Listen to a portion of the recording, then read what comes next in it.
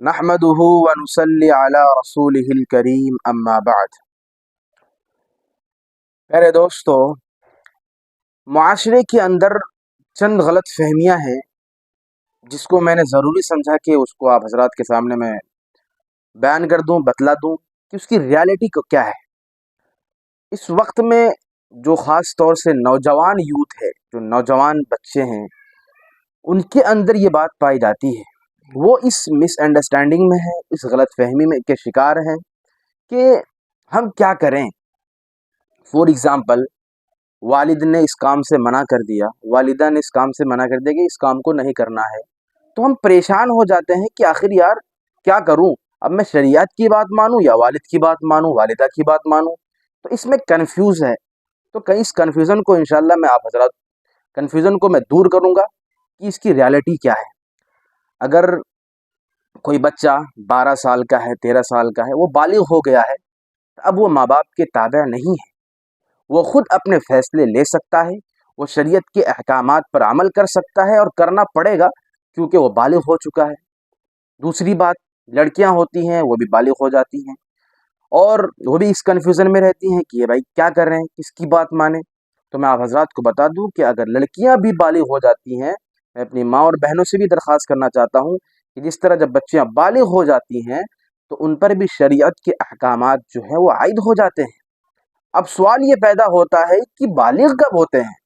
تو میں آپ حضرات کو اس کے متعلق بتلا دوں کہ جب لڑکے کو احتلام ہونا شروع ہو جائے تو وہ بالغ ہو جاتا ہے، اور لڑکیوں کو جب حیض آنا شروع ہو جائے تو لڑکیاں بھی بالغ ہو جاتی ہیں۔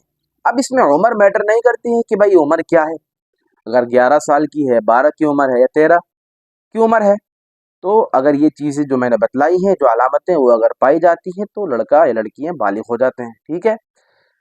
تو اب بات یہ آتی ہے کہ ہم ماں باپ کی نافرمانی بھی ہوتی ہے اگر ماں باپ کسی بات سے منع کرے، تو میں نے بتلایا آپ کو ابھی کہ وہ ماں باپ کے تابع نہیں ہوتے ہیں جب وہ بالغ ہو جاتے ہیں۔ والد نے کہا لڑکے سے کہ داڑھی مت رکھو، والدہ کہتی کہ اچھی نہیں لگتے ہو داڑھی رکھتے ہو، تو لیکن شریعت کا تو حکم ہے داڑھی رکھنا، تو آپ کیا کریں گے؟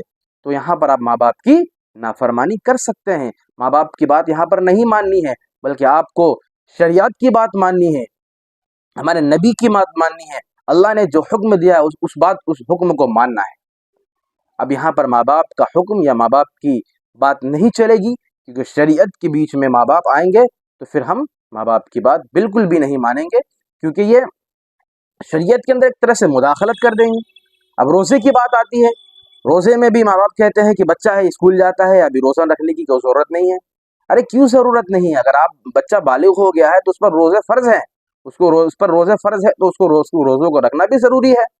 بچیاں بالغ ہو جاتی ہیں، اسکول وغیرہ جاتی ہیں، تو آپ کہتے ہیں نہیں تھک جائے گی، کمزور ہو جائے گی۔ بھلائی کیسا لاجک ہے؟ کمزور ہونے کی کیا بات ہو سکتی ہے اس میں، یا پھر تھکنے کی کیا بات ہو سکتی ہے؟ ہم دنیا کے سارے کام کرتے ہیں اور اسکول جانے میں بچے تھک جائیں گے؟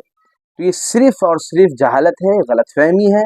اگر بچے بالغ ہو گئے ہیں تو بچوں پر ضروری ہے کہ وہ روزے کو رکھے، ماں باپ کی بات یہاں پر میٹر نہیں کرے گی کہ ماں باپ کیا کہتے ہیں، ماں باپ کی بات کا یہاں پر ماننا ضروری نہیں ہے۔